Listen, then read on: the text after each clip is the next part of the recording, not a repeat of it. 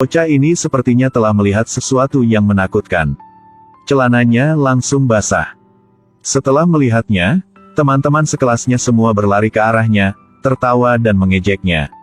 Hanya sang ayah yang merasa sesuatu yang tidak beres. Dia bergegas untuk bertanya kepada putranya apa yang terjadi. Tapi bocah itu sepertinya tidak mendengar apa-apa. Kemudian bocah itu mulai berteriak ke depan. Melihat pemandangan aneh ini, Albert mulai panik. Dia segera menceritakan hal aneh yang terjadi dengan putranya kepada Emma. Setelah dia menutup telepon, Emma mulai memeriksa kamar putranya. Dia mengambil gambar menakutkan di tanah. Ketika dia asyik melihat gambar itu, di luar jendela tiba-tiba terdengar suara keras. Dia perlahan berjalan ke sisi jendela. Adegan ini membuatnya takut. Ketika dia mendekat, burung yang menabrak jendela kaca telah mati di luar rumah. Tapi hal aneh belum pernah berhenti terjadi. Sekawanan burung terbang ke sini dengan gila. Emma ketakutan setengah mati.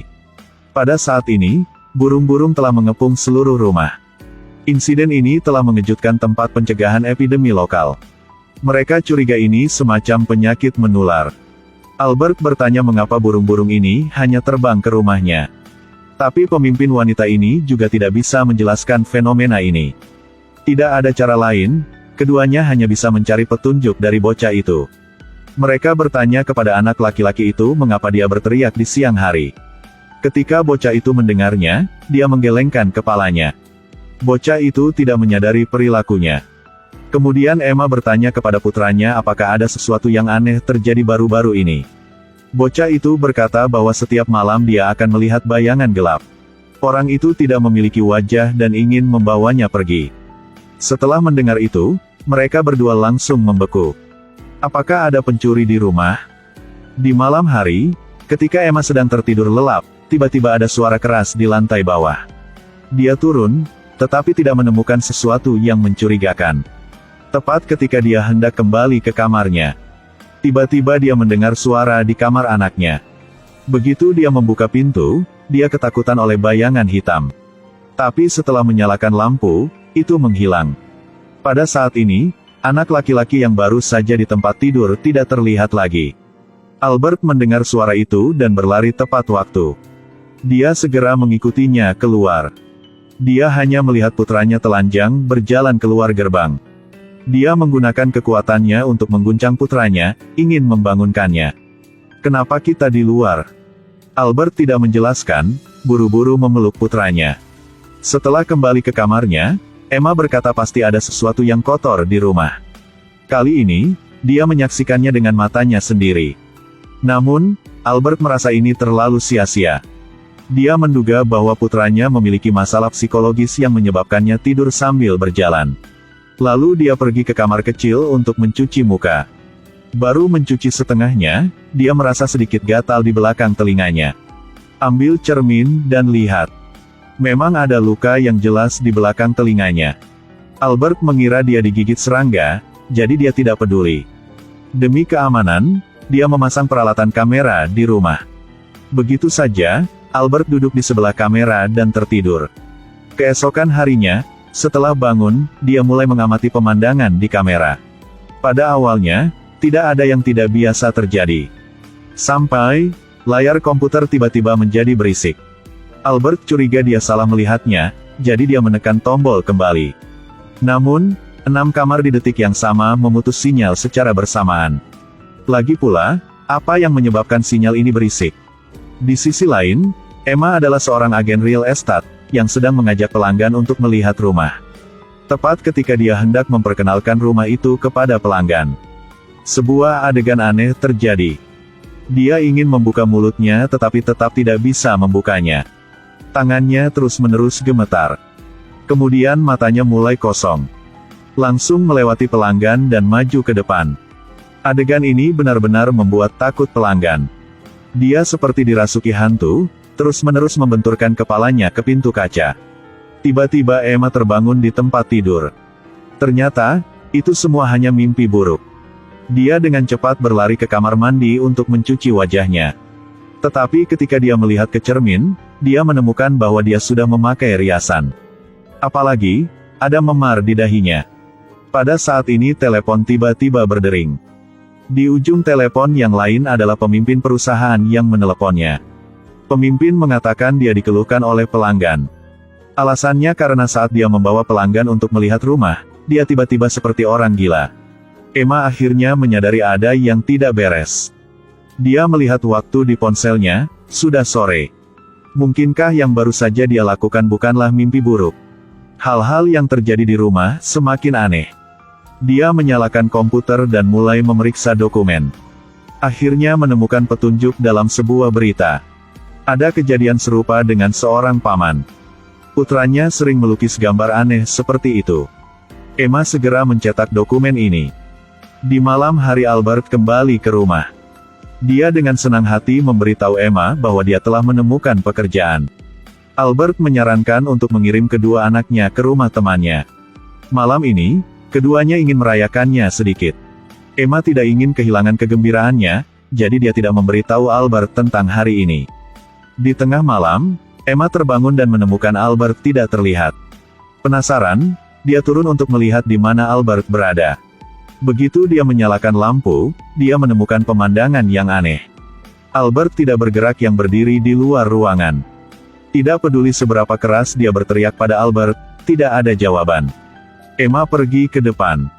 Suami di depannya membuka mulutnya lebar-lebar. Pada saat ini Albert menoleh. Hidungnya mulai berdarah tanpa henti. Emma ketakutan dan dengan cepat menutup mulutnya. Sebelum dia bisa bereaksi, Albert berbalik dan berjalan ke kamar. Emma melihat itu dan dengan cepat mengejarnya. Pada titik ini Albert telah sadar kembali. Dia sedang melakukan sesuatu di dapur. Kemudian keduanya melihat ke kamera di dalam ruangan. Saat itu, Albert seperti dirasuki hantu. Pada saat itu, dia sendiri tidak memiliki kesadaran. Emma memberitahu Albert tentang hari itu. Dia juga memberikan materi yang dia cari kepada Albert. Berdasarkan informasi investigasi, kemungkinan besar mereka bertemu alien. Gambar putranya persis sama dengan yang ada di dokumen. Tapi Albert tidak percaya sama sekali. Menghadapi alien ini terdengar terlalu mitos. Dia mengatakan pasti ada penjelasan lain. Keesokan harinya, teman sekelas menemukan bahwa ada sesuatu yang tidak beres dengan putra Emma. Dia mengangkat baju anak laki-laki itu untuk melihatnya. Anak laki-laki itu memiliki memar di sekujur tubuhnya. Adegan ini juga menyebabkan orang lain melihat anak itu dengan aneh. Temannya takut. Dia dengan cepat bertanya siapa yang melakukan ini. Tapi bocah itu menundukkan kepalanya dan menolak untuk berbicara. Di sisi lain, putra sulung Emma sedang bermain dengan teman-teman sekelasnya di hutan. Saat itulah dia berlari sendirian ke tengah hutan. Tiba-tiba, teriakan keras datang dari suatu tempat. Meskipun dia mencoba menutup telinganya, dia masih bisa mendengarnya. Kemudian seluruh tubuhnya mulai bergetar. Teman di sebelahnya juga melihat ada yang tidak beres, menanyakan apa yang terjadi. Pada titik ini anak itu tidak lagi memiliki kesadaran. Dia mengangkat kepalanya ke langit dan mulai berteriak dengan gila. Kemudian dia dibawa ke rumah sakit. Orang tuanya bertanya kepada dokter apa yang terjadi. Dokter mengatakan bahwa ketika dia memeriksa, dia menemukan beberapa tanda aneh di tubuh anak itu. Ketika keduanya mendengarnya, mereka merasa agak sulit untuk percaya. Simbol-simbol ini tampaknya mewakili pola tertentu. Dokter kemudian mengatakan simbol-simbol ini dicetak. Apalagi, bocah itu tidak bisa melakukan ini sendirian. Albert sepertinya menyadari sesuatu. Dia tidak mengatakan sepatah kata pun, pergi mencari teman sekelas putranya. Dia tidak peduli dengan halangan istrinya, pergi dan menjatuhkan anak itu. Ayah anak laki-laki itu mendengar suara itu dan bergegas. Dia mendorong Albert ke tanah dan menamparnya. Setelah kejadian ini, putra sulung sangat kecewa dengan orang tuanya. Albert juga sadar bahwa dia benar-benar kehilangan kendali. Pada saat ini, teman-teman Emma juga membawa pulang putra kecil mereka. Apa yang terjadi di rumah menyebabkan Emma cepat roboh. Jadi mereka berdua bertengkar. Albert yakin akan menangani ini dengan baik. Pada malam hari, Albert tiba-tiba melihat sesuatu yang aneh muncul di kamera. Dia bergegas ke atas, berlari ke kamar putranya. Melihat anaknya masih tidur nyenyak di tempat tidur. Albert menghela nafas lega sekarang. Dia menepuk bahu anaknya. Kali ini bocah itu menoleh. Wajahnya putih dan matanya menghilang. Albert yang ketakutan terus mundur. Tiba-tiba dia bangun dari tempat tidur. Ternyata itu hanya mimpi buruk. Dia dengan cepat berlari di depan kamera. Pada saat ini, dia menemukan pemandangan aneh muncul di kamera. Sosok gelap dan samar muncul di kamar putranya. Melihat adegan ini, Albert akhirnya menyadari bahayanya. Keesokan harinya dia membawa Emma untuk menemukan seorang master mistik. Master ini telah mengkhususkan diri dalam penelitian alien selama bertahun-tahun. Dia mengatakan putranya, bertahun-tahun yang lalu, juga dibawa pergi oleh alien. Setelah bertahun-tahun, dia masih ingin menyelidiki kebenaran. Pasangan itu membawa kejadian aneh beberapa hari terakhir ke master ini. Albert bahkan menundukkan kepalanya untuk menunjukkan lukanya. Begitu master melihatnya, dia langsung mengerti. Ini adalah jenis chip yang ditanam dalam tubuhnya oleh alien. Kemanapun dia lari, mereka akan menemukannya. Setelah mengatakan itu, master juga mengungkapkan luka yang sama dengannya. Dia mencoba mengeluarkannya berkali-kali, tetapi gagal. Master mengatakan satu-satunya solusi adalah melawan mereka. Setelah itu, keduanya memutuskan. Albert pergi ke toko senjata untuk membeli senapan dengan kerusakan terkuat. Emma juga tidak gratis. Dia pergi ke pasar anjing untuk memilih anjing pemburu yang paling agresif. Mereka memasang kayu di semua jendela di rumah. Setelah melakukan segalanya, mereka duduk bersama.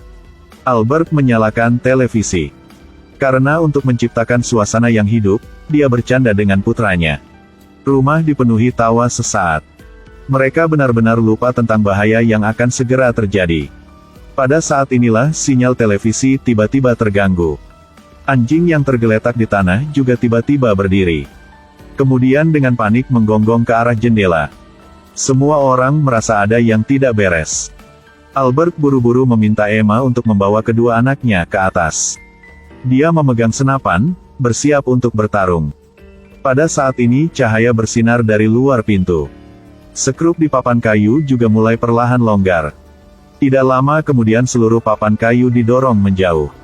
Albert melihat itu dan segera menekan pelatuknya. Emma di lantai atas juga dalam bahaya. Dia masih tidak tahu bahwa alien mendekat di belakangnya. Setelah dia memasuki kamar tidur, pintu tiba-tiba tertutup secara otomatis. Untungnya, Albert berlari untuk menyelamatkannya tepat waktu. Semua orang terkunci di kamar tidur ini. Alien aneh sekarang sepenuhnya terwujud.